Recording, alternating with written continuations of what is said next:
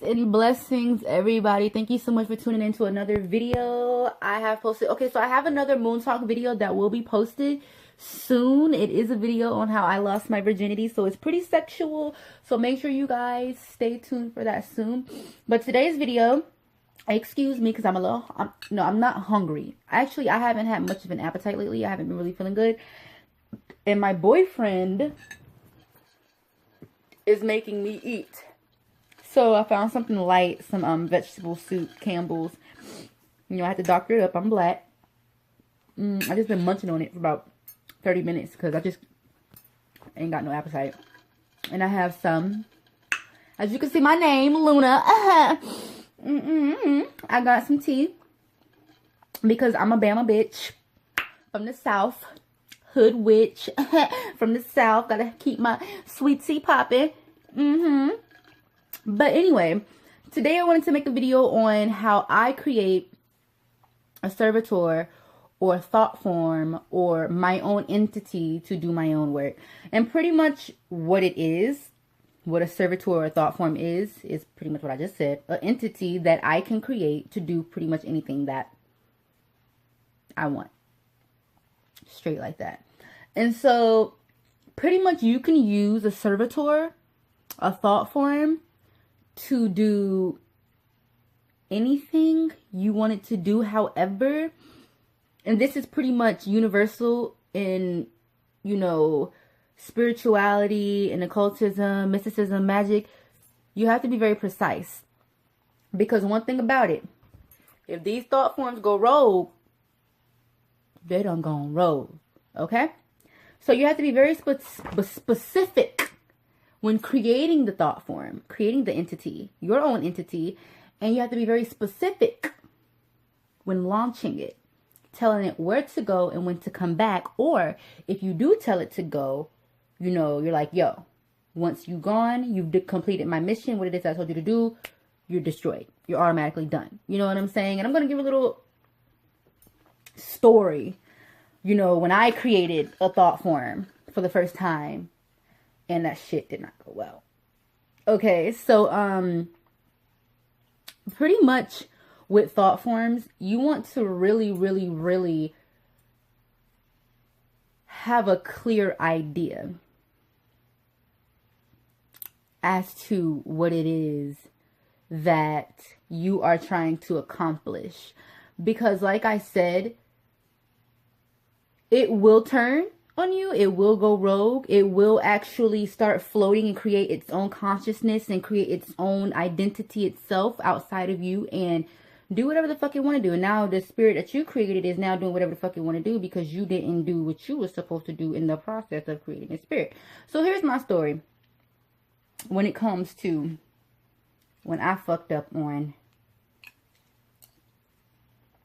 creating a thought form. So I'm 18 years old. I'm living with my dad in Alabama. And I was dating this guy. He was 23 in Philly.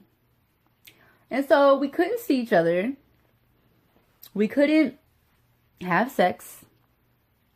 But we would always, you know, sext and talk and shit like that. So I was like, I'm going to create a servitor thought form for him. And I'm going to send him a spirit to have sex with him. I didn't tell him. I don't think I told him. But yeah. So I'm sitting there, got my candles out, so witchy, you know. Just got my candles laid out and I'm just creating shit, you know. I got this.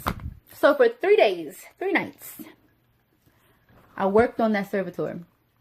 I put my intention in it. I put my heart in it. I was calling myself creating a succubus. I put my heart and soul in it, bruh. That third night, I took all that energy, this servitor energy I created, and I launched it.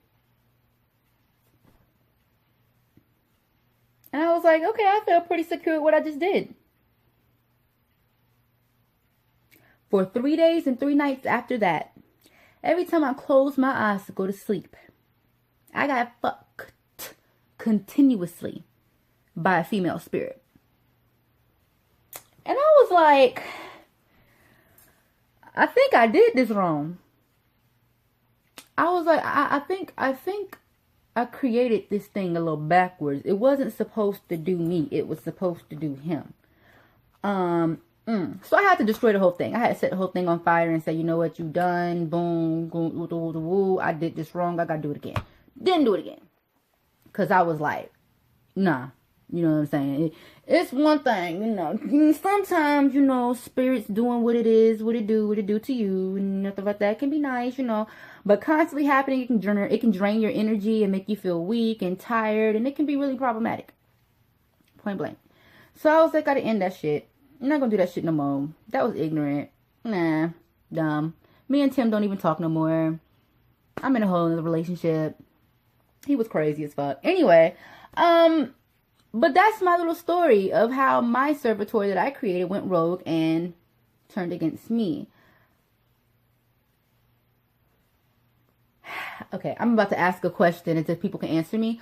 But if you watch movies such as like, you know those little scary movies white people be in, their houses are always haunted and shit like that. And they're like, why is this happening to us? And woo, shit happening, shit flying in their house. And they're like, oh my God, we're haunted. 9 times out of 10, that's nothing but a servitor that was probably sent to that house to fuck with whoever is in there. It's not that there's necessarily something haunting you. It's just a petty ass servitor fucking with you. Some witch don't fuck with you or that house or whoever was living in that house before you moved there. And she created that servitor and told that servitor to live there because that's that servitor's job. So that's another example of what a servitor is or can be used for. But it takes a lot of energy if you want something that deep, something that powerful, a lot of energy, because you have to feed your servitor. Especially if you're going to be sending it out to do strenuous tasks and, you know, over a course of days, you're going to have to feed that servitor. Pretty much like you have an altar and you feed your ancestors and your spirits that you worship and you honor, you're going to have to do the same thing for that servitor. The same exact thing. That servitor needs energy.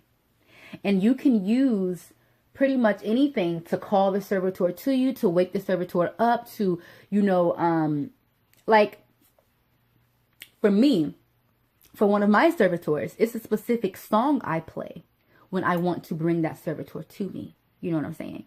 I program that song to that servitor. So when it's a specific song I play when I want to bring that servitor to me. You know what I'm saying? I program that song to that servitor. So whenever I play it, that servitor is like, whoosh, popping. You can also store your servitor.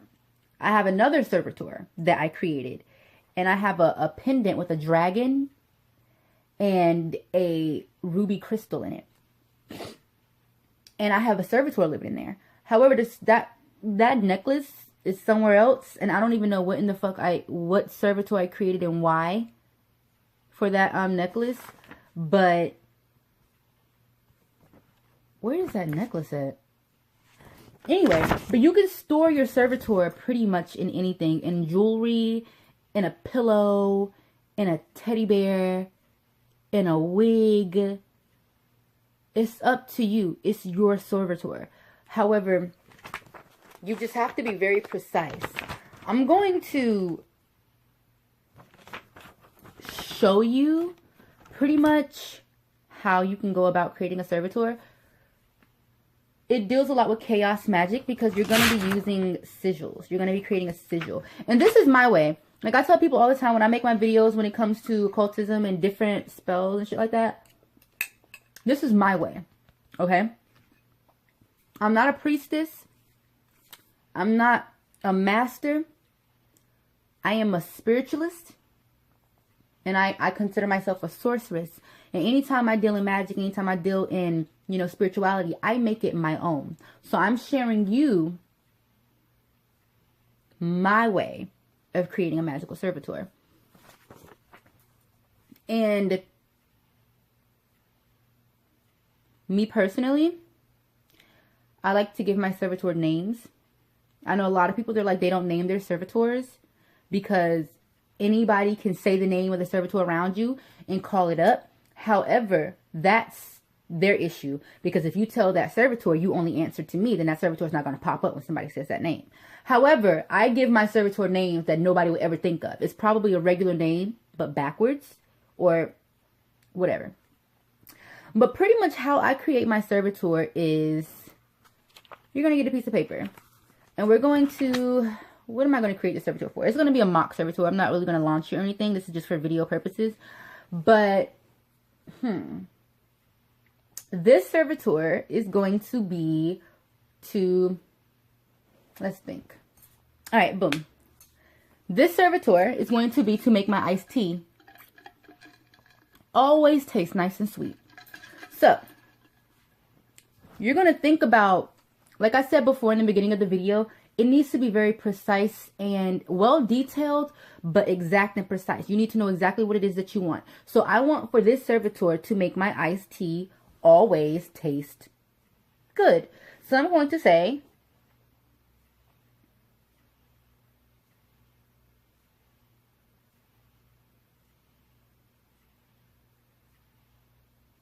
you will make my tea taste good. Sorry, I just clocked out for a long time there. Like I was in a daze.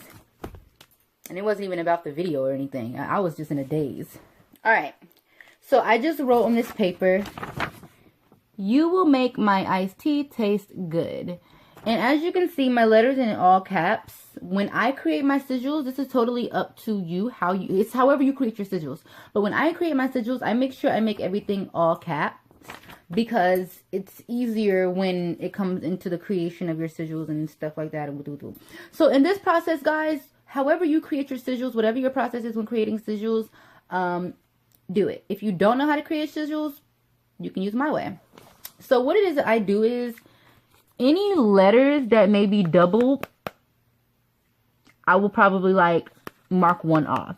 So I'm going to use, let me show you. It's 2 L's. I'm only going to use 1 L. It is 1, 2, can't even see. It is 1, 2, 3 A's. I'm only going to use 1 A. It is 1, 2 M's. I'm only going to use 1 M. So I'm going to mark off all the extra letters just so there is one of each letter. Alright, so this is where we are. I didn't finish marking everything off, but this is where we are. These are the letters that I am going to be using to create my servitor.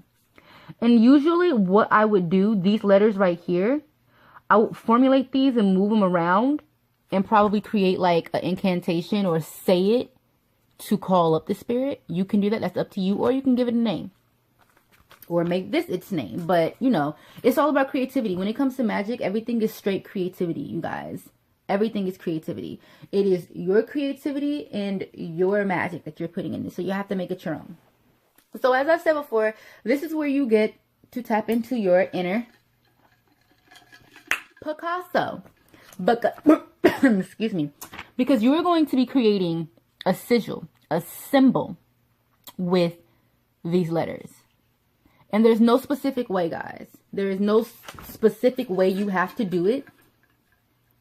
As long as you use these letters, keep the intent of what it is that you want the servitor to do.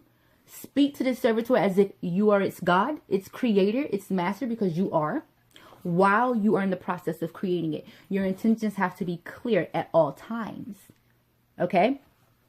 So go ahead and start creating your symbol. This is a symbol that I created from these letters. Now you see how it doesn't really look like I used the letters, but what it is that I tried to do, I tried to combine all the letters together in this little symbol that I created. So this is what you would call a sigil. This is how you create a sigil. If you're creating a normal sigil, you can just charge this and let your magic happen. But right now, this is going to be the symbol of my servitor. Alright, so for this servitor, I'm going to give it a name. So what it is I'm going to do is, for me, and for my servitor, I am going to mark out the G. I'm going to mark out the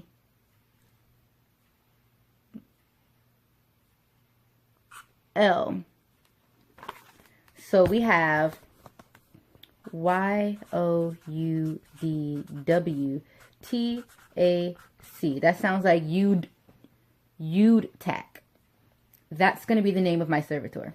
All right, so pretty much at this point, I have you'd tack. This is my servitor.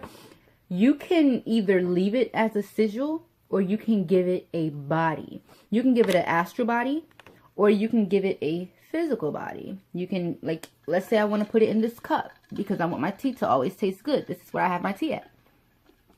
Me personally, for 3 days while I am creating, while I'm in the process of building and giving life to my servitor, I would take this sigil and I would put it probably in the cup or up under the cup. And I would meditate on the servitor, the sigil, while saying you tack the sigil's, the servitor's name. If you don't want to do it that way, you can envision a astral body, a body. It could look any way. It could be an animal. It could be a snake. It could be a cloud. It's up to you. Like I said, it's your creativity, your mind. You do what it is you want to do. I like to envision the sigil in this body that I'm putting the sigil in as one. This is my servitor that I'm creating. Right now, my servitor is right here. I'm giving life to it. So while I'm giving life to the servitor, while I'm meditating on the servitor, while I'm creating the servitor, I'm telling it, okay, you're going to make my iced tea taste good. Boom. But the only time you're going to come to make my iced tea taste good is when I say you tack. And that's the name that I created for my servitor. So I'm going to constantly be talking to the servitor while I'm creating it. And it doesn't just have to be for 3 days. It depends on what it is that your servitor is doing. For me, for this, it's just going to be for 3 days. So for 3 days, I'm going to be saying, you tack, you know, you're going to make my iced tea taste good. You're only going to show up when I call you. You're going to woo with the woo. Being very specific, precise.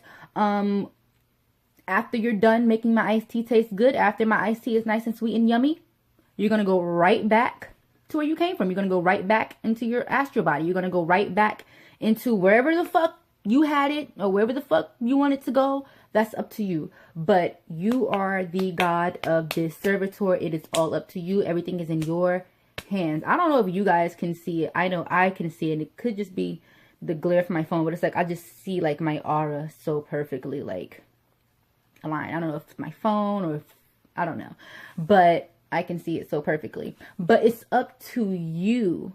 You know, you have to tell these things to your spirit. Because what happens is, if you don't give it details or tell it exactly where it needs to go, it's going to linger.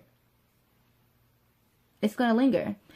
Also, if you want it to work, let's say, okay, boom, I want you tack to make my iced tea taste good. But I understand this is still a spirit, it's still an entity, and it ain't going to do shit if it ain't got no energy. Boom. So while U-Tack is over here chilling and I'm not using U-Tack, I'll probably do some shit like, all right.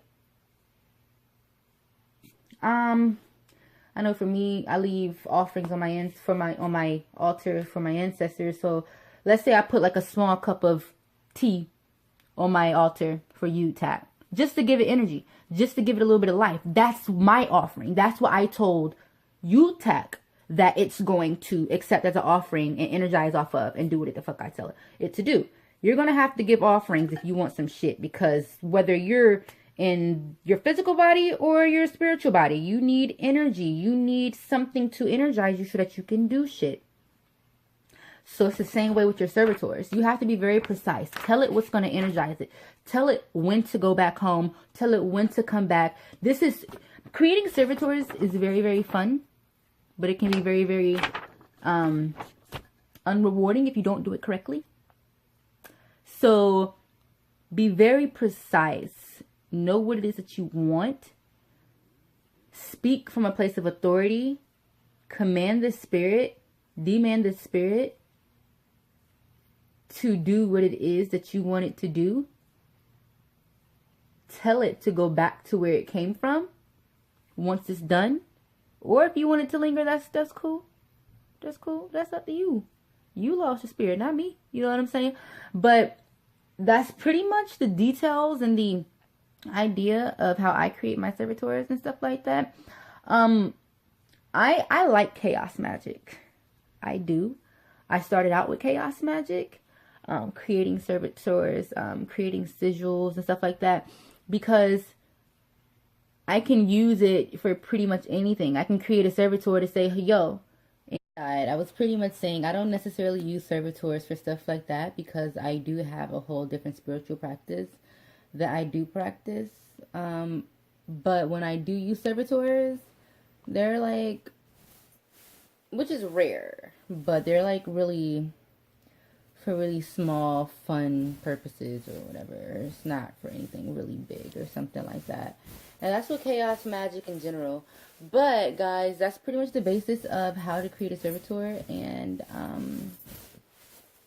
stuff like that. So I hope you enjoyed this video. Stay blessed up and deuces till next time.